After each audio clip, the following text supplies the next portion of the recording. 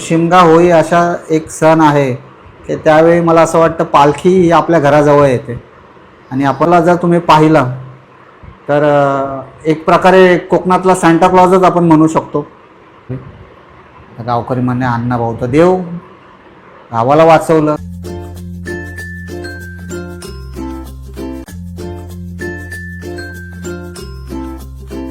नमस्कार मित्रांनो, तुम्हा सर्वांना श्री स्वामी समर्थ बोलबाव या मराठी पॉडकास्ट मध्ये तुमच्या सगळ्यांचं खूप खूप स्वागत आहे. आणि तुम्हाला माहिती आज आपण कोणती गोष्ट बघणार आहोत तर शंकासुराची. आणि आज आपल्या पॉडकास्ट वरती आलेले आहेत गिरीश फडतरे दादा. दादा नमस्कार. नमस्कार.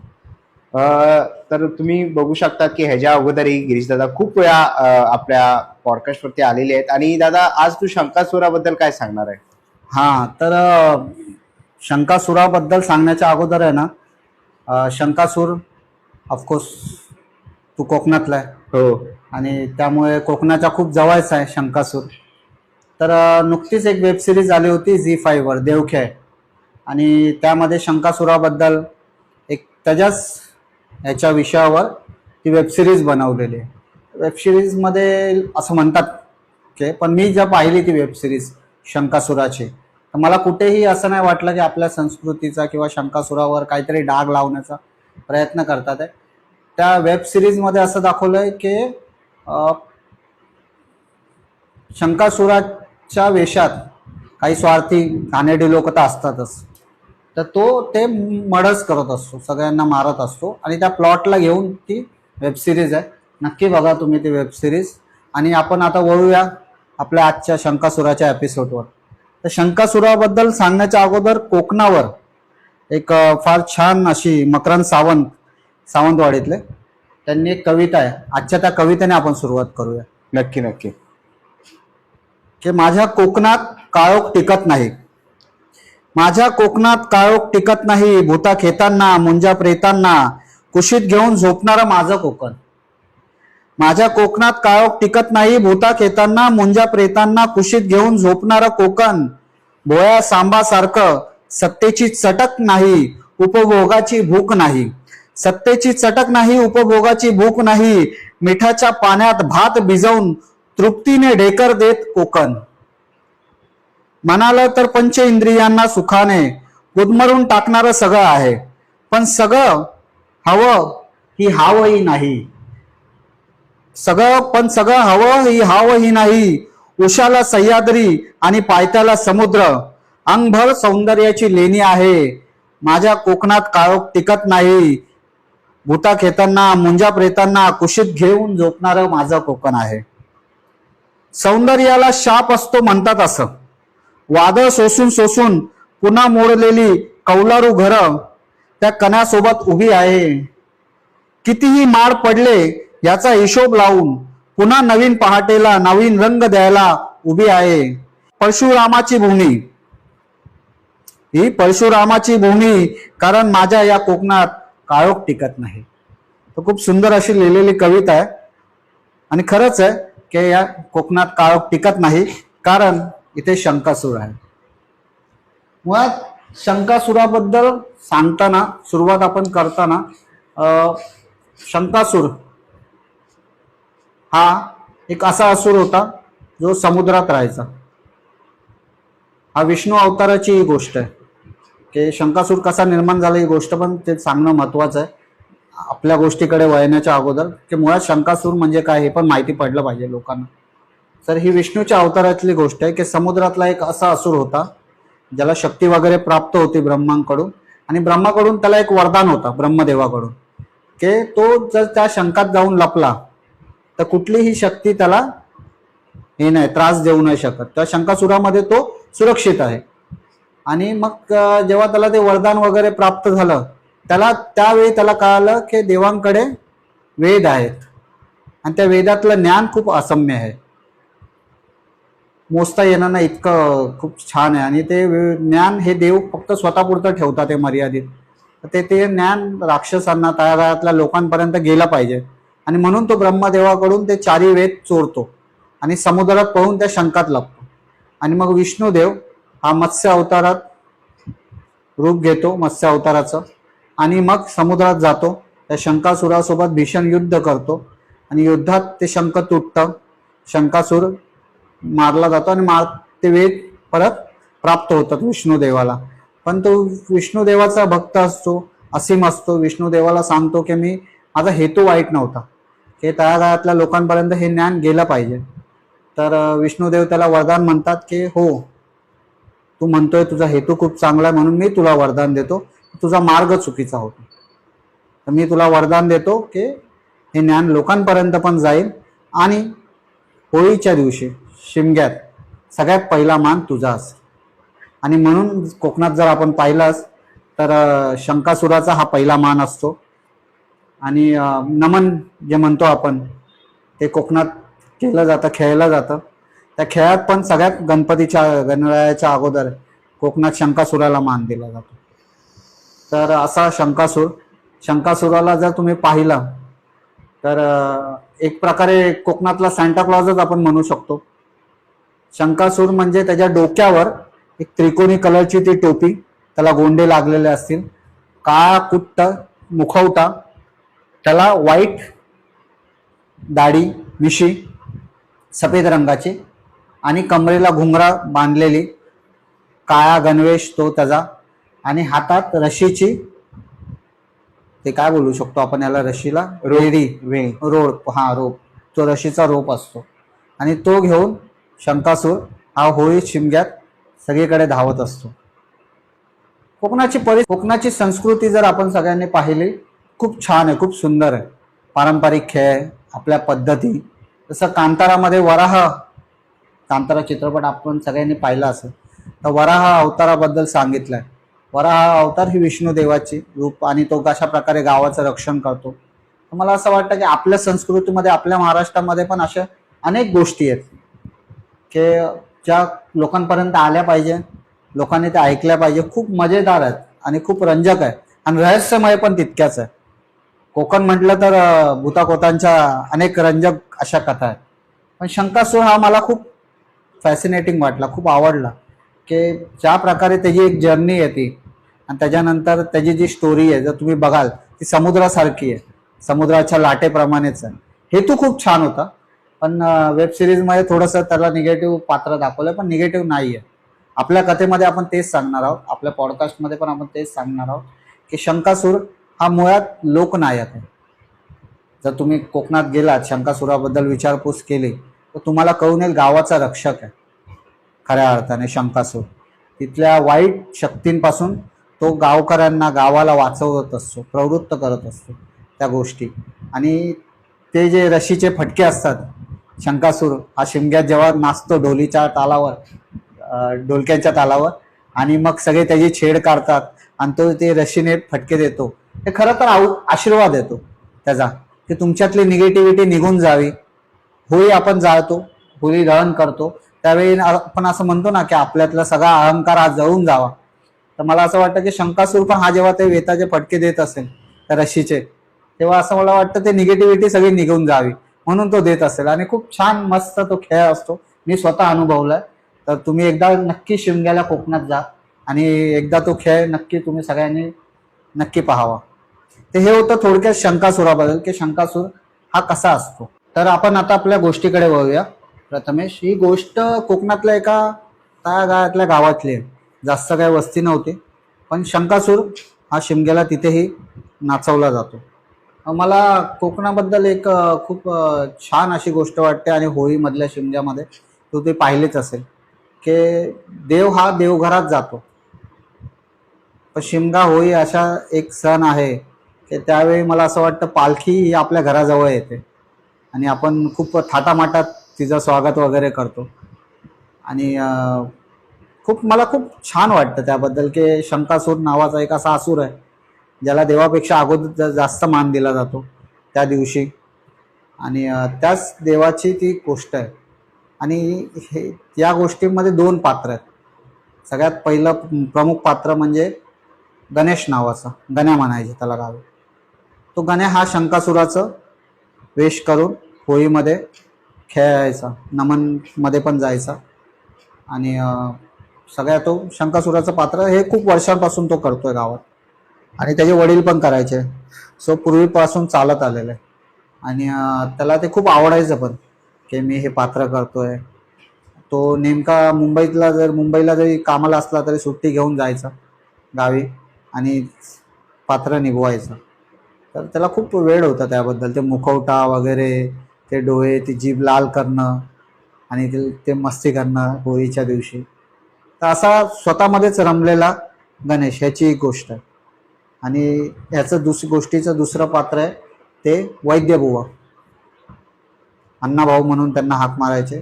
ते अण्णाभाऊ हे वैद्य होते, त्या गावात आलेले. खरं तर या गावात अचानक एक रोग पसरला होता, तो खूप भीषण होता आणि खूप काही केल्या लहान पोरांना होता खास कर, आणि काही केल्या जात नव्हता. त्या गावात लहान पोराला आजारी पडत होती, पण खूप प्रयत्न केले, खूप गोष्टी केल्या, पण ते काय जात नाही. तर दुसऱ्या गावात राहणारे अण्णाभाऊ यांना कळालं की बाबा असा असा रोग एक पसरला आहे. आणि अण्णाभाऊंना जुने झाडं पाचोळ्याचं औषधाचं ज्ञान, आयुर्वेदिक आपण ज्यांना म्हणतो, ते ज्ञान प्रचंड होतं. की त्यांच्याकडे एखादा रोगी गेला आणि काही सांगितलं की मला असा असा त्रास होतोय, अण्णाभाऊ त्याला आपल्याकडचे जे बनवलेले औषधं असायचे ते दिलं की एकदम छान ठणठणीत बरा होऊन निघायचं. तर असंच अण्णाभाऊंना ते कळालं त्या गावात असं असं आहे. त्या गावकऱ्यांनी सांगितलं आम्ही खूप गोष्टी करून बघितल्या, देवाचं पण करून बघितलं, पण ते काय रोग काय जात नाही. तर आपण आमच्या गावी या, बघा त्या मुलांना वगैरे. अण्णाभाऊ त्या गावी जातात. होळीचे दिवस असतात ते. तर कोकणात आपले 10-15 दिवस होळी असते. तर त्याच होळीच्या दिवसातली गोष्ट आहे की आजारही होते, पण गावची प्रथा आहे जुनी पारंपरिक, ती कशी करणार. तर गणेश पण असायचा त्या गावी, त्याचे आई वडील आणि गणेश. आई वडील बिचारे म्हातारे, आणि गणेश मुंबईत काम करायचा आणि सुट्टीच्या वेळी गावी गेला होता. आणि कारण त्याला ते पात्र पण करायचं असतं शंकासुराचं, जो पहिल्यापासून तो करत आलेला होता. तर त्याला कळतं गावी गेल्यानंतर की अशा अशा प्रकारे आजार पसरलाय गावात, हा रोग पसरलाय, खास कर लहान पोरांना आहे गावातल्या. आणि गावकरी सगळे व्यथित आहे, टेन्शनमध्ये, की यार गावात इतका भीषण आजार पसरलाय, सगळे ग्रासलेले आहेत, त्याला त्रासलेले आहेत. तर आपण अशामध्ये कशी होळी सुखाने समृद्धीने साजरी करणार.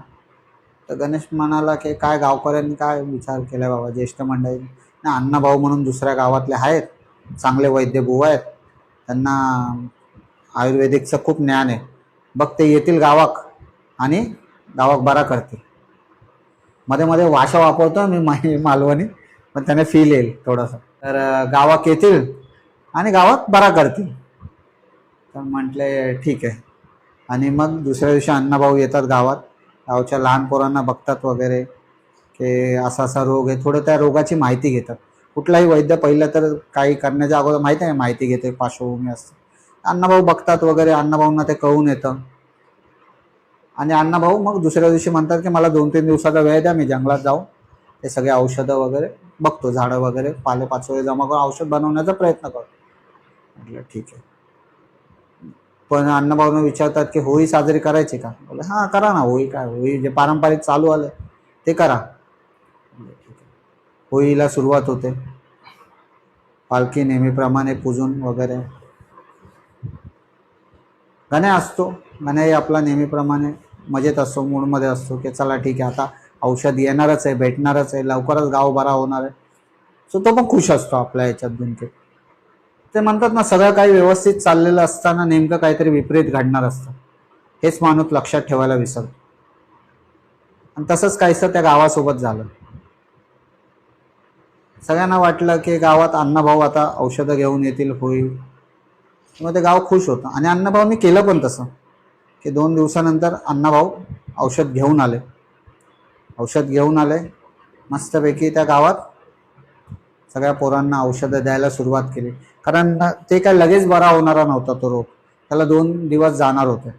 मग ते औषधं दिली प्रत्येकाला, बाबा तुझा मुलगा आजारी हे घे, तुझा मुलगा आजारी ते घे, हे घे, ते घे. गावकऱ्यांनी 2 दिवस ते औषध ट्राय केलं, लोकांना छान वाटायला लागलं, मुलं बरी व्हायला लागली. गावकरी म्हणणे अण्णाभाऊ तर देव, गावाला वाचवलं. तर बाबा सगळ्या गोष्टींमध्ये मान अण्णाभाऊंना मिळायला लागला. अण्णाभाऊंना गावकऱ्यांनी विचारलं, पण बाबा अण्णाभाऊ तुम्हाला काय पैसे वगैरे, ते तुमचा मानधन आहे ते आम्हाला सांगा, आम्ही करू. अण्णाभाऊ म्हटले ठीक आहे द्या मला. अण्णाभाऊ गावकऱ्यांनी जेवढं जमलं आपल्या ऐपतीनुसार मानधन दिलं. अण्णाभाऊ स्वतःच्या गावात आले. काय आता म्हणतात ना, ते असतात ना काही मित्र असतात, काही लावालावी काय करणाऱ्या असतात ना मित्र, जे तुम्हाला डोक्यात टाकतात तुमच्या, ते तुला एवढं नॉलेज आहे, तू एवढ्या गावाला वाचवलं, त्या गावाला बरा केला, पण मानधन म्हणून एवढीशीच किंमत. तू एवढी मेहनत गेली, 2 दिवस जंगलात गेला, अरे बाबा एवढीशीच किंमत. अरे तुला काय दिलं नाही पाहिजे होतं त्या गावाने वगैरे वगैरे. त्याला भडकवायला लागले, त्याला सांगायला लागले की तू गावात बाबा तुला जेवढं मानधन मिळायला पाहिजे होतं तेवढं मिळालं नाही. ऑफकोर्स कोणीही मनुष्य असेल तो थोडा चिडतो, त्याचा इगो हर्ट होतो. इगो हर्ट होतो आणि इगो हर्ट झाल्यानंतर त्याला असं वाटतं यार हा रे मला तितकं असं मिळालं नाही, काय करू शकतो मी, काय करू शकतो असा विचार करतो. अण्णाभाऊ त्या गावात जातात. काही मुलं असतात की बरी नसती झालेलं अजून पूर्णपणे. काही मुलं बरी झालेली असतात 2-3 दिवसात, काही मुलं बरी झाली नसतात. म्हणून गावकरी पळतात की अजून ती मुलं बरी नाही झाली, अण्णाभाऊ तुम्ही परत या, काही अजून करता येईल का बघा. म्हटले येतो मी करायला, काय मी करतोय, पण तुम्हाला जे इतकं मला पुरेसं द्यावंसं वाटतंय तितकं मला तुम्ही देत नाही आहात. हेच जर मी दुसऱ्या गावासाठी केलं असतं तर मला डोक्यावर घेऊन नाचलं असतं. गावाने खूप काही केलं होतं अण्णाभाऊंसाठी. जेवढी माणसाची कॅपॅसिटी आहे तेवढं मानधन, मान सन्मान सत्कार वगैरे सगळं केलं होतं. तर ते मित्राने भडकवलं होतं त्याला.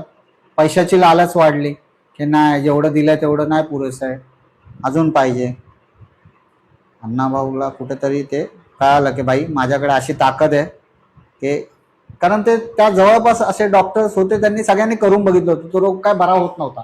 अण्णाभाऊकडे ते आयुर्वेदिक ज्ञानाचा थोडंसं होता, पण त्यामुळे तो स्वार्थीपणा कुठेतरी बोलतो ना आपण, तो जात नाही. मी पण आला होता एक त्यांच्यात की नाही या गावाला मीच बरा करू शकतो, या गावचा देव मीच आहे, त्या गावानेच माझं ऐकलंच पाहिजे, मी सांगेल तितके पैसे मला दिले पाहिजे, असं करायला लागलं. आणि त्या 3-4 बिचारा पोरी ज्या बऱ्यापैकी नाही झाल्या होत्या अजून, त्यांच्यासाठी अण्णांनी हट्ट धरला की मला पहिले पैसे द्या तितकेसे, तरच मी त्या मुलींना येऊन पूर्णपणे बरा करेन. गाण्याला ही गोष्ट काय आवडली नाही. गाण्याच्या मनात ती खतखत होत होती, गाण्याच्या काय पूर्ण गावाच्या मनात ती खतखत होती की आपण अण्णाभाऊला एवढा मान बिन दिला, अण्णाभाऊ आता हे झालाय, स्वार्थी झालाय, हे यार वाटेल ती किंमत मागतोय, कुठून आणायची एवढे. पण प्रेमाच्या पोटी त्या मुलीच्या पोटी गावकऱ्यांनी बाबा सगळ्यांनी एकत्र येऊन ते पैसे जमा करण्याचा प्रयत्न केला. पैसे जमा केले, पैसे जमा करून अण्णाला दिले. अण्णा आले गावात, पैसे घेतले आणि त्या पोरींना औषधं दिली वगैरे, आणि 2 दिवसात ती मुलं पण बरी झाली वगैरे वगैरे. पण चटक लागली अण्णाला, ती त्याला बरी झाली पोरं मला परत विचारणार नाही, बरोबर. माझी इन्कम तर बंद होईल, काहीतरी केलं पाहिजे, काय करता येईल. अण्णा त्या गावातून रात्री येताना विचार, अण्णाला झोप नाही, अण्णाच्या डोक्यात तेच पैसे, त्या गावावर पकड, माझी दहशत कशी निर्माण करू शकतो मी, कशा प्रकारे काय करू शकतो, असा विचार करता करता करता अण्णाभाऊच्या वडिलांपार्जित एक डायरी असते. त्या डायरीमध्ये ना जसं आपण म्हणतो ना की रोगांची औषधं लिहिली असतात, तसेच प्रकारे एक रोग निर्माण करण्याची पण एक काही पालापाचोळा झाडं अशी पण होती, औषधं लिहिली होती की जी समजा चुकून तुम्हाला दिली तर तुमच्यात तो रोग उद्भवतो, आणि परत औषधं दिली की तो रोगच मी मिटवू शकतो, म्हणजे जेणेकरून माझं दुकान चालत राहील. बरोबर. त्या गावावर पण पकड राहील की माझ्याशिवाय त्यांना पर्याय नाही होणार. अण्णाच्या डोक्यात असं घाणेरडा नीच विचार येतो पैशाच्या लालचेपोटी. अण्णा त्यावर अभ्यास करायला सुरुवात करतो आणि तशा प्रकारचं औषध बनवतो. औषध बनवल्यानंतर अण्णा नेहमीप्रमाणे त्या गावात जातो आणि सगळे गावकरी विचारतात, अरे अण्णा आले. मान असतो ना, आपल्या पोरांना वाचवलं असतं, गावाला वाचवलं असतं, सगळे विचारतात अण्णा तुम्ही आज येते. म्हटले नाही, फक्त गावची जरा खुशाली बघायला आलो होतो, ते सगळं व्यवस्थित चाललंय की नाही, आणि आज शिमगो पण आहे, होळी रात्री जाणार आहे, तर तेच बघायला आलो होतो मी. म्हटलं ठीक आहे बसा. मस्त जेवणाची सोय करतात अण्णांची. आता आलाच आहात तर राहून जावं, होळी बघून जावं. गण्याही असतो, गण्या पण आपला नेहमीप्रमाणे तयार होत असतो. आणि अण्णा आणि गणेश हे एकमेकांच्या समोर येतात त्या दिवशी रात्री होळी. आता त्या गावात शंकासुराला मान आहे इतका पहिल्यापासून, आणि वेषांतर पण गण्या करतो. तर बघितलं असेल की प्रत्येक गावाची पद्धत वेगवेगळी आहे शंकासूर नाचवण्याची. त्या गावात अशी पद्धत होती की शंकासुराच्या हातून बाबा होळी दहन करतात. आता अण्णांच्या गावी अशी पद्धत होती की जे गावचे मानकरी असतात ते होळी दहन करतात. आता मी एवढं गावासाठी केलंय तर मला मान मिळायला पाहिजे, बरोबर. आता हे गण्याला ते कुठेतरी शंकासुराचं वेश वगैरे धारण केलं होतं म्हणून कदाचित का माहीत नाही, दैवी कृपा असेल, ती झडप पण अण्णासोबतच व्हावी. ती झडप झाली होती. गण्याने गावकऱ्यांचा मान ठेवला, बाबा अण्णाला दिला, अण्णाने होळी बिळी पेटवली. त्या दिवशी गावात सगळं मस्त वेगळी शिमगा वगैरे. अण्णाने एक गोष्ट नोटीस केली की गावकरी शिमगा होळी झाल्यानंतर सगळ्यांना प्रसाद दिला जातो. प्रसाद, आणि गावकरी आवडीने तो प्रसाद घेतात, नाकारत नाही. हा एकच पर्याय आहे की त्या प्रसादात मी औषध मिक्स करेन की जेणेकरून प्रत्येक मुलाच्या हातात, माणसांच्या हातात ते औषध जाईल. आणि मग कुठेतरी ते अण्णा तेच करतात. दुसऱ्या दिवशी पुन्हा जातात त्या गावात. म्हटलं मला आता या गावात आवडायला लागलंय तर मी थांबलो तर चालेल का. गावकरी म्हणतात थांबा बाबा, आता काय. तर हताश झालेला गण्या, त्याला दिसत होतं गावची परिस्थिती, त्या गावात आलेला आजारपण आणि पैशाची चणचण. काय कसं आहे प्रथमेश, ते म्हणतात ना की सगळं सोंग करता येतं, पैशाचं सोंग नाही करता येत. आणि हे संकट जे आलं होतं ते एकट्या गण्यावर नव्हतं, ते पूर्ण गावावर आलं होतं.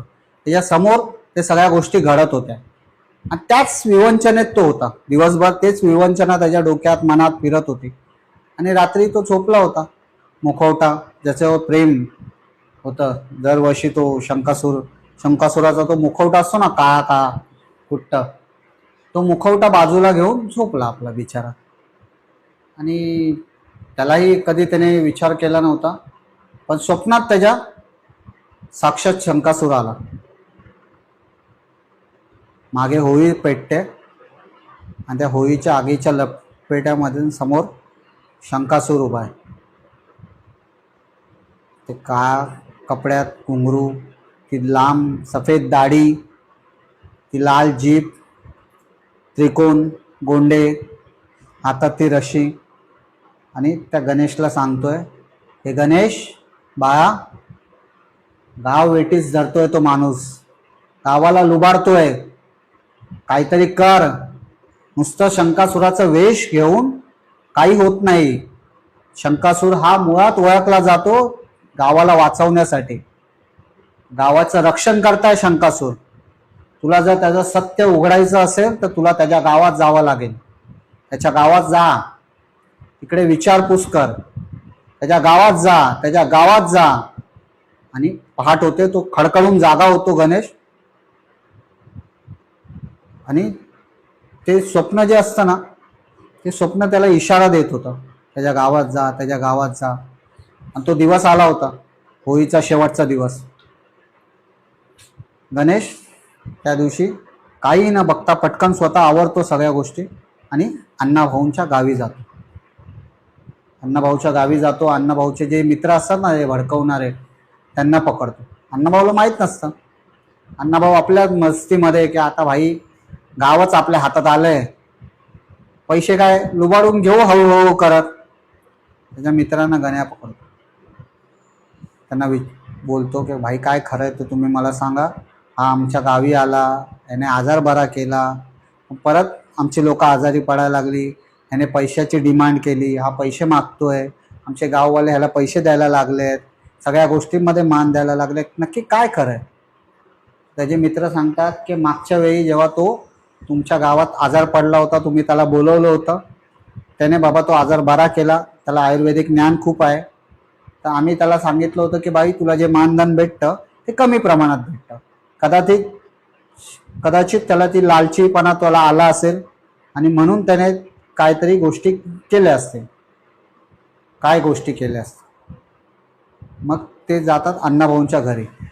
अण्णाभाऊ नसतात घरात. अण्णाभाऊ जिथे सगळ्या गोष्टी त्याच्या झाला पालो पाचोळा सगळे ज्याचं औषध बनवतो त्या रूममध्ये जातात. रूममध्ये जाऊन बघतात, त्याचे मित्रच त्याला सांगतात, हे बघ गणेश, आम्ही तुझ्याशी खोटं नाही बोलणार, कारण प्रश्न तुझा एकट्याचा नाही, गावाचा आहे. हे बघ, हे पाला पाचोळा आहे, हा त्याने त्या प्रसादामध्ये मिक्स करून दिला होता, म्हणून तुमचं गाव आजारी पडलं पुन्हा. आणि तोच आजारी पाडतोय आणि तोच बरा करतोय त्या गावाला, आणि तुमच्याकडून पैसे लुबाडतो. तो पाला पाचोळा घेतो, राग चीड आलेलं असतं, तो त्या गावातून निघतो आणि आपल्या गावात येण्याचा प्रयत्न करतो. तोपर्यंत संध्याकाळ झालेली असते. अण्णा आपला मस्त गावात आलेला असतो. सगळे लोक बाजूला, गावकरी विचारपूस करत असतात.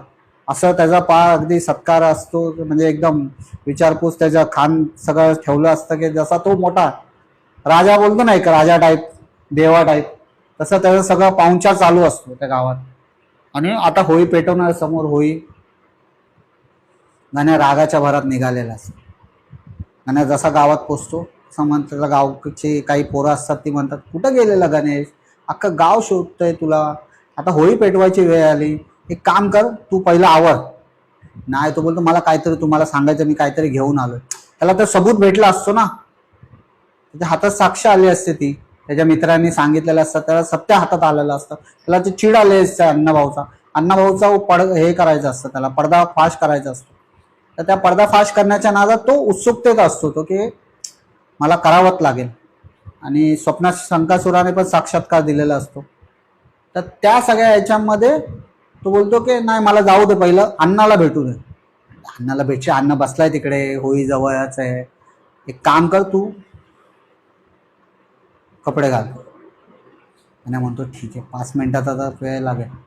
गण्या येतो रूममध्ये, आणि जेव्हा तो वेश चढवत असतो तेव्हा एक काय माहीत नाही, पण एक वेगळीच ऊर्जा त्याच्यात येते, आतमध्ये संचारत असते. कारण त्याला त्या अण्णाचा पर्दाफाश करायचा असतो, गावाला वाचवायचं असतं.